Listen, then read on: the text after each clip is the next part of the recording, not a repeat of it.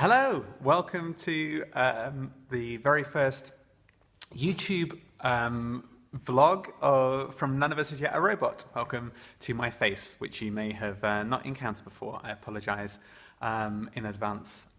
We've picked the rainiest and coldest day to record this, so there you go. But hello, and I'm delighted to be joined today by George. Hello, Hey, my George. name's George. I identify as male and use he, him pronouns.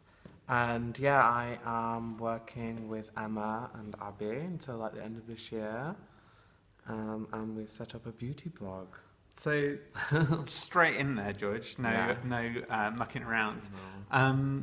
So yeah, you're on placement with us from Central. What course are you studying? So I'm doing drama applied to theatre and education. Very good. How's it been? It's good, yeah, last year. So Okay. nearly done. Really done. And for your professional placement, you get put with us. Yes. So very sorry.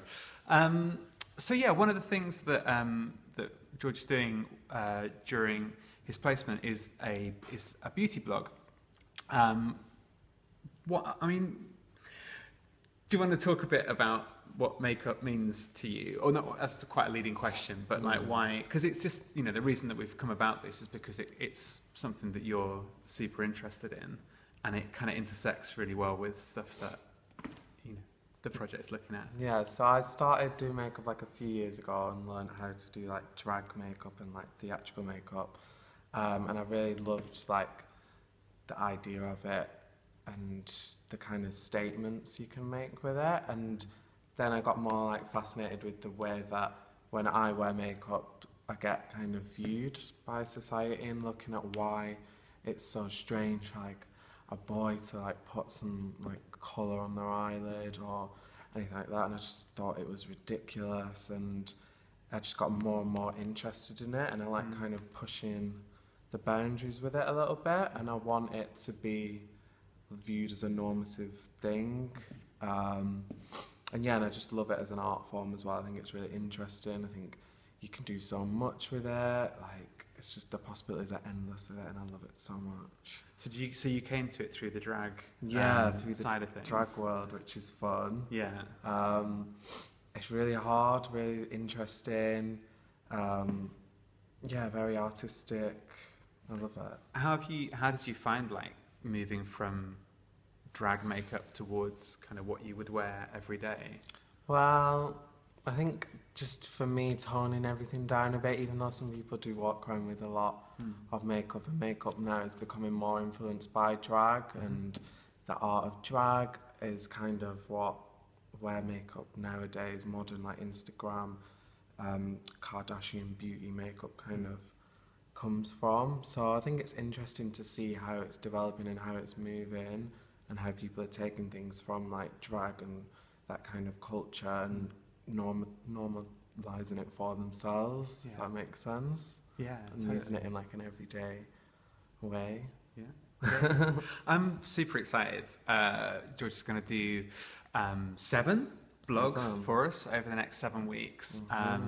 Because it's been, I identify as female, but I was assigned male at birth, and it was a big deal learning to use makeup. And certainly when I started wearing makeup, I was still identifying, at least outwardly, as male. And I used to get loads of like, oh, you're got this kind of great rock star look, and like, oh, I really like, is that for a show? I like your show look. And it'd be like, no, it's not for a show. Or like people just wouldn't, one thing I used to really feel is that I would wear the tiniest bit of eyeliner and I would feel like it was so loud, like I was walking down the street and everyone was just like, fucking hell, look at that person with eyeliner. And, I think reality is people are less, like, notice kind of very sort of basic stuff. But then, like, what I've found really hard is, as I've wanted to use makeup and get better at it, just not having come from a starting point of having loads of girlfriends who we were all growing up at the same age, that maybe we would have experimented together. And I know this is a shiny idea of what it is to grow up as, female identified, but I do definitely feel that there was like a big block of time, which would have been for finding out and trying out stuff and getting it wrong, that I didn't get to have. And then you sort of feel that you can't really be bad at it or fail at it because the pressure's on. Did you find any of that? Yeah, so it took me so long. Like, I used to just do like loads of crazy makeup, loads of crazy drag makeup, like just at home, just practicing. And then when I started wearing it on an everyday basis, it was more like, okay, like what do I do? Like, where do I buy stuff? Like, when I went shopping, I felt so uncomfortable.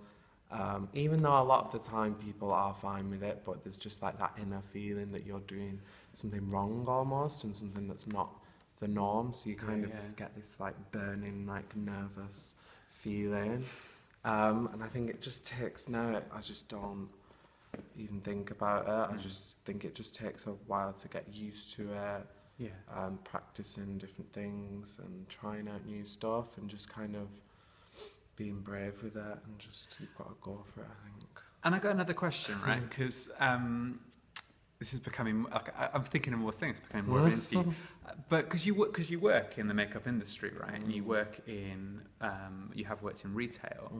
Because I always find it when I go into like a makeup shop, and there are people that I read as male there, I always find that a bit like intimidating as well. I'm like, oh God, you know, who do I want to be seen by? What do I want to be seen as?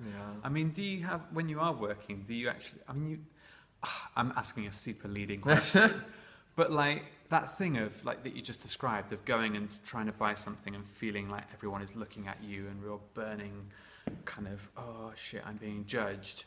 Like, do you even give a shit who comes in, or like what? Like, I mean, I don't know. It's, are you judging people? No, I don't. I don't like give a second thought to who comes in, but you can tell that the people coming in, any single person that comes in, like male, female, they all look, unless they're very confident within themselves, they all look nervous. They all look a bit like sheepish, like they shouldn't be there, because it is like an intimidating world. Like the places I've worked in, they have got like a reputation behind them. They're quite intimidating. They're quite like it's scary to go up to when people have got all this makeup on, and it's a bit like, whoa, like they're like the cool kids or whatever, and like you don't want to approach them. But yeah, I don't care. I'm just friendly with everyone and just you've just got to treat everyone. I can tell. As, nice. So, well, which is great, because, you know, you're now none of us is yet a robot resident beauty editor. So come here for your beauty tips with no judgment and no presumption over gender or anything else. Tell us what the 7 weeks are going to be. So we're starting off from like basic skin stuff, because as a lot of people say, you can't, what's the saying? You need a good canvas to get a good painting. So I'm really looking at like different skincare things to get like, because no one has perfect skin. Like when you see these pictures on Instagram, these people are just good at Photoshop. Like no one's got perfect skin. So we're just going through different products that I use, and just, trying to help out with things like shaving as well. So if you don't want like your stubble or your beard to be visible, then looking at covering up techniques, looking at like beard blocking. So that's week 1. Then we're going to go into foundation and bases, and like how to perfect your skin and get rid of any imperfections that you feel you have, or anything you want to cover up. We're then going to go into like eyes, which is like everyone's big like fear, I think, of like using different colours, brushes. I definitely cannot get out of like monochrome. Okay, black, I'm fine. Anything else? Too scary. Yeah, different eyeshadows, different like glitters, because I love a bit of glitter. Great. Which is a top tip: if you mess anything up, just shove glitter on. And then we're going to go on to eyebrows, because they can really shape a face. They can make a face look younger, or they can really like, if you do it wrong, it can really like make an angry face almost. So we'll look Stakes at those. Are high. Then looking at different kind of techniques to change the shape of your face. If there's maybe you want to make your jaw look different, or you want bigger cheekbones or anything like that. We're going to look at different products to kind of sculpt, change the shape of your face. And then look at lips, which is a fun one because there's so many different colours out there, looking at how to wear different colours and stuff, and lining, and just like changing the shape of your lip even if you want to. This is literally blowing my mind right now. And then finally we want to end it, do like a party season one, because we'll be coming up to Christmas and getting like a good party going out look. Amazing. So, yeah, that's everything. Thank you so much. Right. So there you go. The link is going to be down there, and check it out. And maybe we'll come and check in future weeks. And stay tuned to this channel, because not be very much being posted, but we will post some more on here, so you can see our lovely faces improve over the 7 weeks. It's been a rainy day. Long day. A little bit bedraggled from the Brighton rain. Cool. All right. See you next time. Bye. Bye.